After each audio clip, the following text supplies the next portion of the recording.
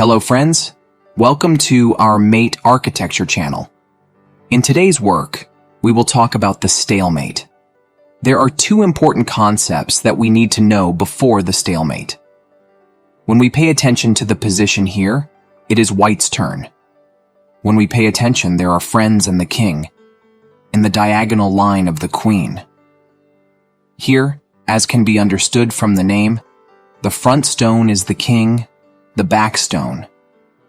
We say that it is the front piece and the back piece that determine the importance of the stalemate, especially the back piece does not open to the person. It is a little more important because when the back piece is the king, friends, the rook, can never move. If it does, it is a rule mistake. Because if we remember in our previous lessons, the king could not be put in danger. If the king was going to move, he would move to a safe place. But the king would move. If he was going to move, he was moving to a safe place. While moving the king, that place had to be safe, so I couldn't put the king in danger here. If the rook moves, the king would be in danger. So if the stone behind is the king in the stalemate, friends, it is impossible for the stone in the stalemate to move, so the piece in front can never move. Now let's look at this position. In the white row, we see the diagonal direction of the bishop, the stone in front of the rook. Now, in all deadlock positions, we also evaluate whether the piece behind is the king. In the previous example, the piece behind the piece was the king. But this time, when the rook piece is the rook friends, the knight can move. But we lose the piece behind us if the piece behind is the king.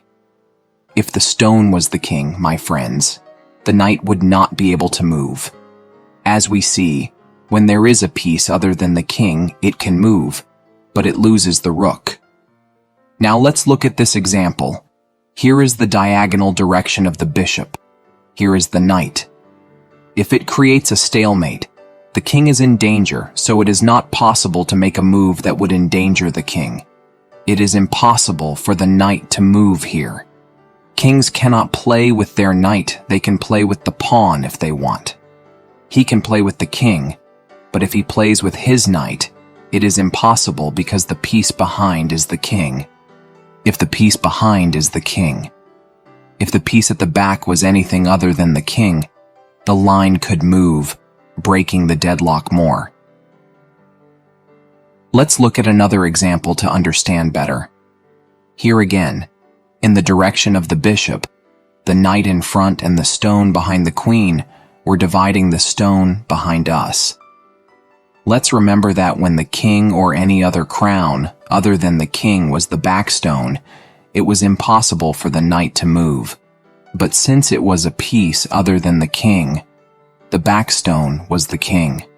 It can move, but it loses the back piece. That is, if we collect it, it does not open, but we determine the front and back pieces. Is the back piece a king or not? If the move is impossible for the king, if the back piece is a piece other than the king, the piece can move, but it results in a loss. Now, let's examine this example. It is white's turn. White has a castle. The castle is horizontal and it was going vertically. When the rook reached the last row, the friends attacked the bishop. When the bishop and the king move in the same direction, the king is in danger.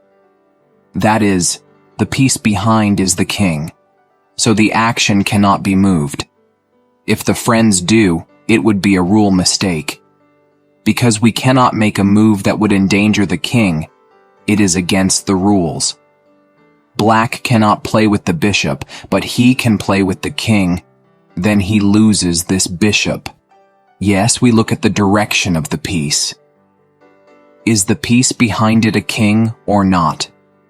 If the piece behind it would not lead to the king, the piece would never move. But if the piece behind it was a piece other than the king, it would not open. The piece in the back would not open even if it were a queen. It could move, but it would result in a loss. To sum up, we are looking at the stone in the direction and two pieces. Is the stone behind the king or not? If the stone is not the king, the stone can move. But as soon as I loose the piece in the back, I will talk about the following position. We say that the rook moves vertically or horizontally. There is a bishop in the vertical direction, but there is a bishop behind it. There is no stone. Sometimes there is no stone in the back, but there may be an important square behind. We call this square, friends, a checkmate square. That is, if the piece in front is mate when it escapes. He wanted the king. The king cannot escape in any way. Then we call the d8 square, which I drew with green, the square of d8, which I drew with green. The stone in front is the bishop in the back.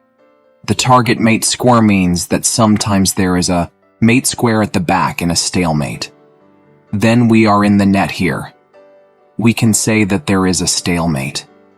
If it is opened, the rook came to the back and made checkmate. He wants the king, and the king cannot be saved in any way. To sum up, there are two important concepts in the stalemate. One is the front stone, the other is the back stone. The back stone.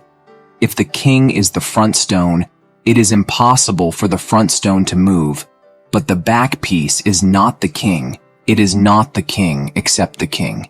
Even if it is a queen, it is not impossible for it to move. It can move. But then the piece disappears. Friends, I would also like to point out that the issue of stalemate is not such a simple issue. We have only started the stalemate, especially in order to better understand the issue of mate and pat, which I will explain next. We will do our detailed work again in the future. Thank you for watching until the end of the video. Friends, let's not forget to like our channel and subscribe. See you in our next video.